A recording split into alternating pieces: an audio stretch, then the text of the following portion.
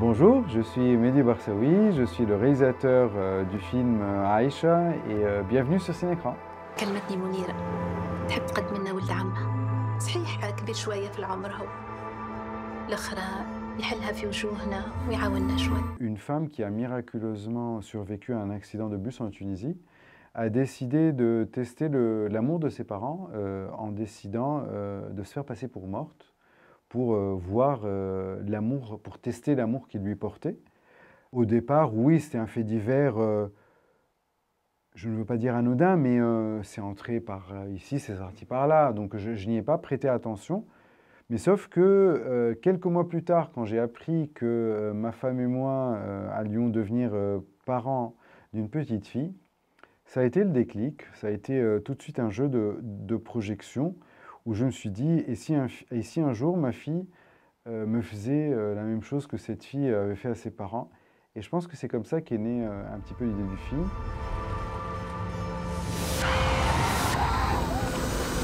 C'était important durant l'écriture et encore plus durant le tournage de raconter cette monotonie en fait, de raconter la monotonie de ce quotidien de cette femme, raconter aussi le côté terne et le côté complètement éteint de Tozeur, de cette ville dans le sud, alors que pour toutes les personnes qui connaissent Tozeur, ils ne vont pas reconnaître la ville parce que j'ai tout fait pour éviter le côté carte postale de la ville, en fait. Parce que je voulais raconter l'idée d'une ville qu'on voulait quitter. Et cette longue exposition, cette longue introduction servait à raconter tout le désespoir de cette femme, mais c'est un désespoir qui est normalisé, en fait, qui est complètement subi. Et on est loin du pathos, mais c'est quelqu'un qui est complètement éteint. Et cet accident vient rompre cette monotonie, il fait éclater toute cette monotonie en fait. Retranscrire le fait divers d'origine, franchement, ne m'intéressait pas. Et du coup, c'est comme ça que j'ai décidé d'inventer un nouveau personnage et de partir dans le sud, que j'affectionne tant, et pour raconter cette idée de voyage initiatique de cette femme qui décide de laisser derrière elle son passé pour aller vers son avenir, qu'elle croit radieux au départ et qui se transforme en cauchemar.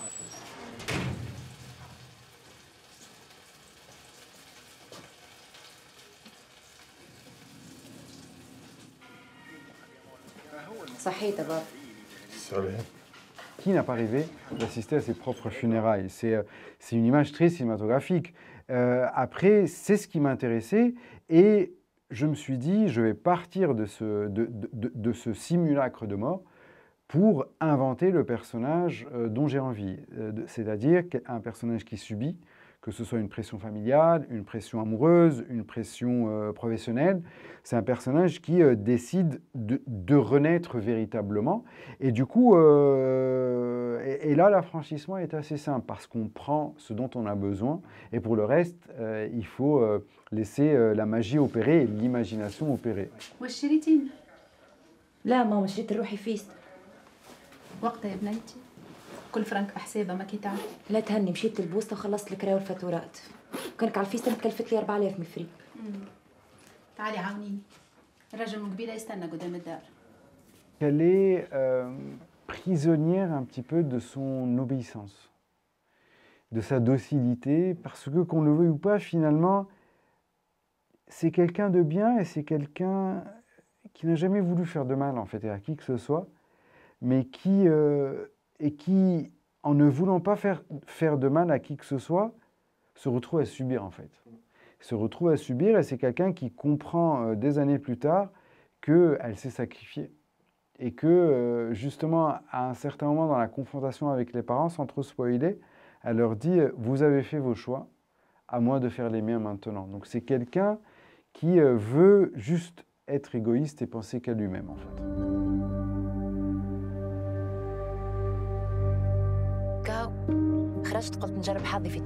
J'ai dressé tout le portrait, tout son portrait complet depuis sa naissance, son enfance, son adolescence.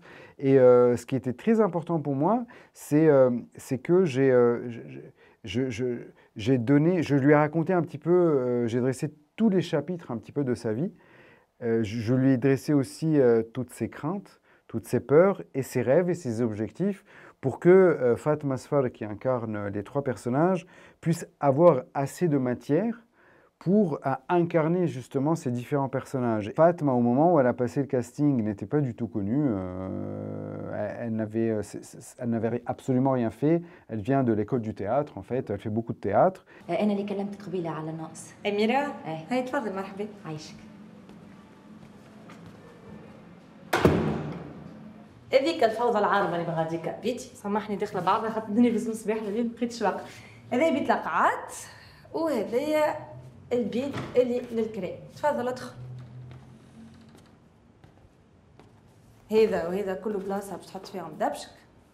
Je vais vous faire une confidence. Moi, j'ai horreur du casting, en fait. C'est une étape que je trouve très déstabilisante, dont j'ai véritablement horreur, parce qu'on met des années à écrire des scénarios et on envoie ces scénarios ou des scènes à des acteurs qui ne savent absolument rien, ni du passé du personnage, ni de l'évolution dramatique de leur personnage, et qui viennent faire la scène dans des bureaux complètement froids et impersonnels.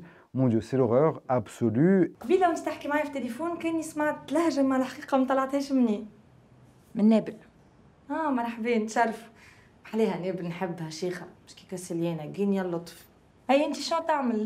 تقرا ولا تخدم ولا كيفاه؟ أنا كنت نخدم في أوتيل وتوا حبيت نعيش حياة أخرى في تونس، حياة جديدة. Du coup, je trouvais les scènes complètement ratées et je me suis dit non, on va pas du tout procéder comme ça. Et ce que je faisais, c'est que je faisais un exercice d'improvisation. Je racontais un petit peu le film, l'idée du film du moins, aux différentes prétendants et prétendantes. Et je leur disais, pour le personnage d'Ea par exemple, je leur disais, voilà, moi je suis un policier et tu caches ton identité, tu es dans la clandestinité la plus totale, tu as décidé de te faire passer pour morte, tu as été prise et là, tu es dans le bureau et on te demande ta carte d'identité. Il va falloir que tu tiennes le maximum possible sans révéler ton identité. Tu peux user de tout ce que tu veux. Tu peux faire absolument tout ce que tu veux. La seule contrainte, c'est de ne pas quitter la pièce.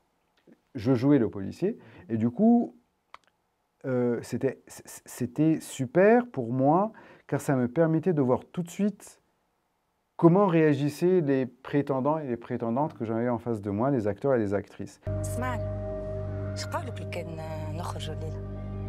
يا بنتي باش تهبلها الناس الكل الليلة.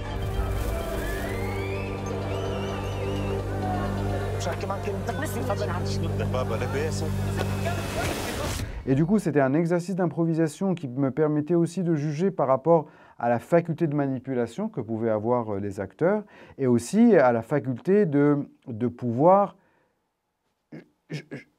jouer véritablement. Et du coup, jouer mais tout en étant libre. Et du coup, Fatma est celle qui m'a le plus convaincu. Et surtout, elle m'a convaincu avec cette espèce de magnétisme qu'elle a. Elle s'est imposée très très rapidement. Elle ne le savait pas. Et après, je suis revenu à des essais plus classiques. Et elle s'est imposée tout au long des 3 auditions que je lui ai faites passer.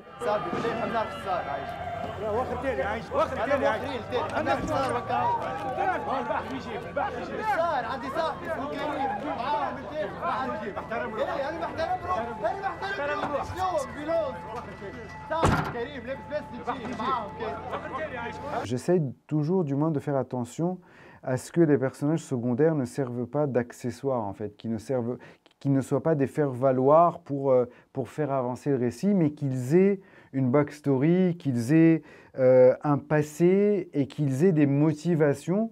Je pense que d'abord, moi je le fais parce que c'est primordial pour moi pour pouvoir diriger mes acteurs. À chaque acteur, à chaque personnage, j'écris un passé pour pouvoir le diriger. Et c'est important qu'ils aient des trajectoires et pour qu'ils soient de véritables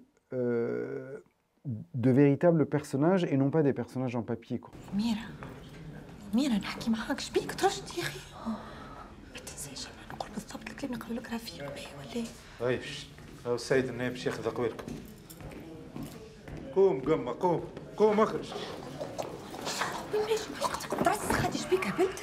هو باش ياخذ قبالنا باش تقوم تروح شبيك يا اخي؟ J'avoue que un fils m'a aidé parce que ça a été une carte de visite pour les gens qui ne connaissent pas un petit peu ma façon d'écriture. L'idée, c'est de faire un bon film, mais oui, c'est compliqué quand on mêle différents genres parce que on n'a pas le droit à l'erreur. C'est un scénario qui mêle l'intime au politique, l'intime au général, et où il y a différents accomplissements pour que le personnage se révèle à lui-même vers la fin. Donc, elle s'affranchit d'abord d'une culpabilité par rapport à ses parents pour pouvoir s'affranchir à la culpabilité de cet homme, sans devoir trop spoiler, de cet homme qui l'aborde. Donc, ça a été compliqué. Ouais, c'est un peu un puzzle qui a été un petit peu compliqué à trouver, quoi. قلت لك روح قبل ما يسكروا البواط علاش ما تبعتنيش؟ شبيك خايف عملنا حتى شيء. اجا معايا. لا مش انت صاحبتك. Le tournage a été très très fidèle à l'écrit, au scénario. Donc le montage au départ a été aussi très fidèle à l'écriture. Mais ce qui est beau dans le cinéma, c'est que des fois, ce qui marche parfaitement à l'écrit ne marche pas forcément à l'image, et vice-versa. Et donc, le montage sert finalement de dernière écriture, en fait. Et du coup, c'est là où il a fallu faire des choix avec Camille Toupkis, ma monteuse. Ça a été très beau, très constructif, car c'est là où on fait les choix ultimes et où on scelle un petit peu l'écriture et on fait des choix entre ce qu'on décide de montrer, ce qu'on décide de dire, ce qu'on décide de dire entre les lignes.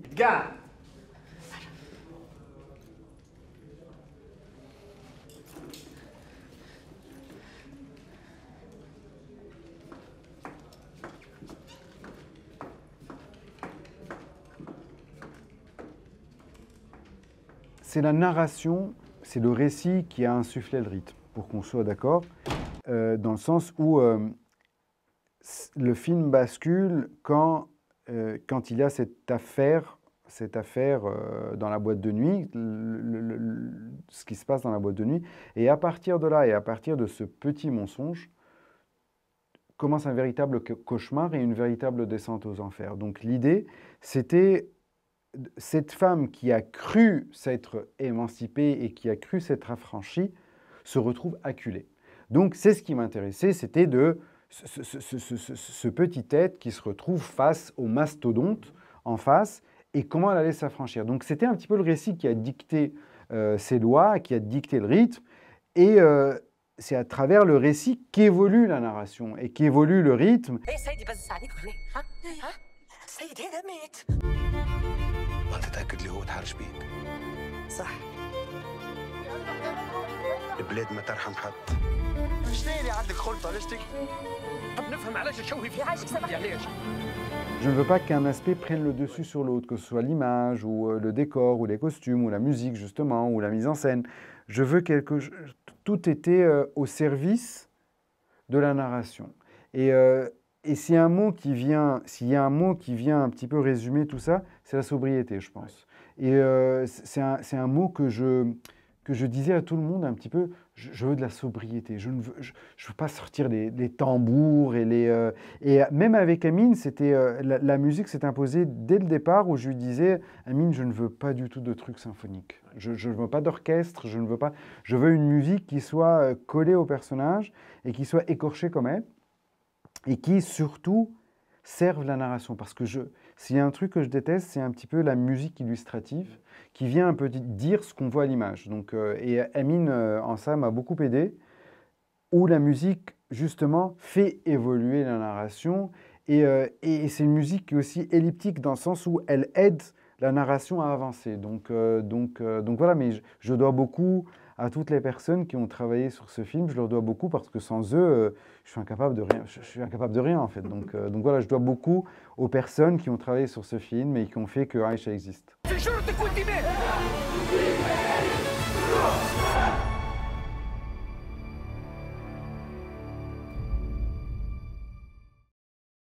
C'est un film qui ressemble trait pour trait à ce qui a été écrit, même si je trouve que, après, la magie du tournage opère, et on a beau des fois se cloîtrer entre quatre murs, il y a des scènes qui ne peuvent naître que sur un tournage, que durant le tournage, mais le film reste très fidèle à ce qui a été écrit. Ouais.